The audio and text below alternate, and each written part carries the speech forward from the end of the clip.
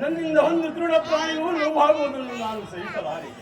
ಸಕಲ ಬಂಧು ಬಾಂಧವ ಪ್ರಜಾಕೋಟೆಯನ್ನು ಯುದ್ಧ ಎಂಬ ಹೆಮ್ಮಾರಿಯ ಬಾಯಿಗೆ ತುತ್ತಾಯಿಸದೆ ಕಲುಸುದೆಯಾದ ಭರತ ಭೂಮಾತೆಯ ಶಿರದಲ್ಲಿ ಹೆಪ್ಪುಗಟ್ಟುವ ರಕ್ತದ ಕಣಗಳು ಅದಾವ ಜಲದಿಂದ ತೊಳೆದು ಪವಿತ್ರಗೊಳಿಸಿದೆ. ಹೇಳು ಕೃಷ್ಣ ಹೇಳು. ಆದ್ದರಿಂದ ನೀನು ನಮ್ಮ ಸಂಧಾನಿಯಾಗಿ ಆ ದುರ್ಯೋಧನ ಬಳಿಗೆ ಹೋಗಿ ಸಂಧಿಗೆ ಸಮ್ಮತಿಸುವಂತೆ ಮಾಡುವುದಿಲ್ಲ. ಸತ್ಪುರುಷರ ಹೃದಯ ಮಂದಿರ ದುಷ್ಟರ ದುರಾಚಾರಗಳಿಂದ ಅಪವಿತ್ರವಾಗಬಾರದೆಂಬ ಪವಿತ್ರ ಬೋಧೆ ಇದೆ. ಧರ್ಮನಂದನ, ಪರಮಾತ್ಮ, ನಿನ್ನ ಮನದ ಅಭಿಪ್ರಾಯವೇನು ಧರ್ಮಸಮ್ಮತವಾಗಿದೆ. ಅದಕ್ಕೆ ನಿನ್ನ ಅರ್ಥ ಹೋದರೆ ಅಭಿಮತ ಕೃಷ್ಣ